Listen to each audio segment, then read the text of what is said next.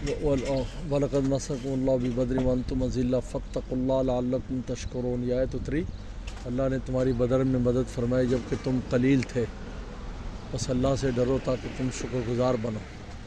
تو غزوہ بدر میں جو صحابہ شہید ہوئے ان کے یہ نام لکھے ہیں: عمیر بن ابی وقاص، صفوان بن وہب رضی اللہ عنہ، عمیر بن وقاص رضی اللہ عنہ، ذو الشمالین بن عبد عمر رضی اللہ تعالیٰ عنہ، مہجع بن صالح رضی اللہ تعالیٰ عنہ، عاقل بن بکیر رضی اللہ تعالیٰ عنہ، عبیدہ بن حارث رضی اللہ تعالیٰ عنہ، سعد بن خیثمہ رضی اللہ تعالیٰ عنہ، بشر بن عبد المنذر رضی اللہ تعالیٰ عنہ، حارثہ بن سراقہ رضی اللہ تعالیٰ عنہ، رافع بن المعلیٰ رضی اللہ تعالیٰ عنہ، عمیر بن حمام رضی اللہ تعالیٰ عنہ، یزید بن حارث رضی اللہ تعالیٰ عنہ، معوذ بن حارث رضی اللہ تعالیٰ عنہ، عوف بن حارث رضی اللہ تعالیٰ عنہ جمیعہ۔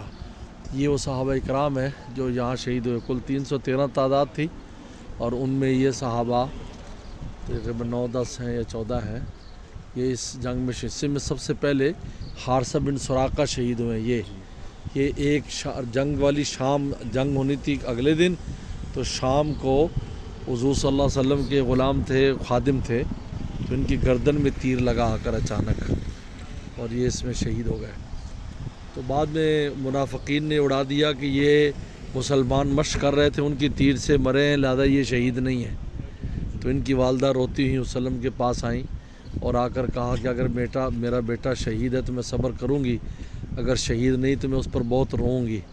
تو آپ نے فرمایا کہ وہ ایک جنت، کہا کہ وہ تو بہت سی جنتوں میں چلا گیا، اور وہ جنت الفردوس میں چلا گیا۔ تو یہ بہرحال، اور یہ جو بدری صحابہ ہیں 313، ان کے نام لے کر یا ان کے وسیلے سے دعا کرے تو قبول ہوتی ہے۔ تو یہ شہداء جو ہیں یہ تو خیر بہت اونچا مقام ہے، اس لیے صحابہ اکرام میں اول درجہ جو صحابہ کا ہے وہ بدری صحابہ کا ہے، اور بدری صحابہ کے بعد جو ہے پھر ان صحابہ اکرام کا ہے جو صلح حدیبیہ میں حضور صلی اللہ علیہ وسلم کے ہاتھ پر جن نے بیعت کی تھی، یہ ان کا ہے۔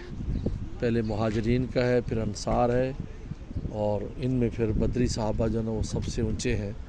اور حدیث شریف میں آتا ہے کہ بدری صحابہ کی طرف اللہ تعالیٰ نے جھانک کر فرمایا کہ تم جو چاہے کر لو، میں نے پہلے ہی تمہیں معاف کر دی ہے۔ ابتدا سے ان کی معافی ہے۔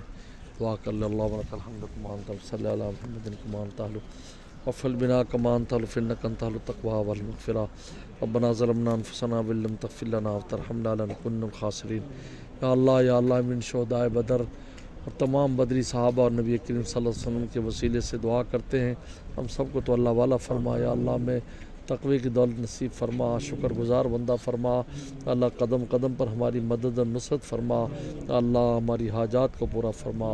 یا اللہ غزہ اور فلسطین کے مسلمانوں کی مدد فرما، جس طرح بدر میں آپ نے مدد فرمائی۔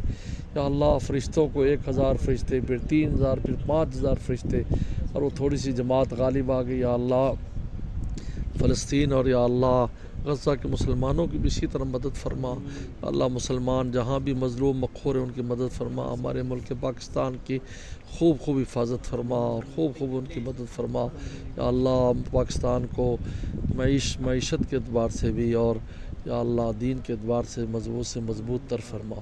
یا اللہ ہر طرح کی عافیت نصیب فرما، رحم کرم کو اور عافیت کا معاملہ فرما، ہماری حاجات کو پورا فرما، 100% اپنا فرما۔ ربنا تقبل منا انک انت السمیع العلیم وتب علینا انک انت التواب الرحیم۔ اللہ تمام بیماریوں کو دور فرما، اللہ ہم سب کی بیماریوں کو دور فرما، روحانی جسمانی ساری بیماریوں کو دور فرما۔ اور یا اللہ اور ہمارے تمام مرحومین مرحومات کی مغفرت فرما، عافیت دارین ہمیں نصیب فرما، رحم کرم اور عافیت کا معاملہ فرما۔